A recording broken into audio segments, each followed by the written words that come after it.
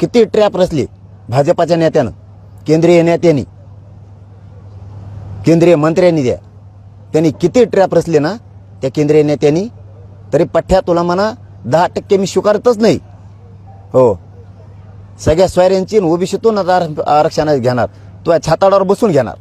हो, तू किती तू हे कार्यकर्ते पेरव, तू केंद्रीय मंत्री जरी असला ना, तू किती तू हे कार्यकर्ते पेरव, 10% मी स्वीकारितच नाही. कारण ही सुई तू ह्यापर्यंतच येणार आहे, ध्यानात राहू दे तू. आणखीन तरी मराठी अंगावर घेऊ नको. तू थोड्या दिवसासाठी केंद्राचा मंत्री आहेस, त्याचा वाईट उपयोग करू नको मराठ्या जातीसाठी. मराठा म्हणून स्वतःला म्हणून घेतो आणि एक एक कार्यकर्ता मराठ्यांच्याच विरोधात पेरतो. जरा थांब, मराठे घुसले तर बेजारी होईल. थांब जरा.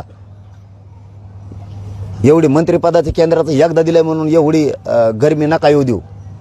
मराठ्यांचेच लोक गुतवायचे षडयंत्र कार्यकर्त्याच्या हाताने बंद कर.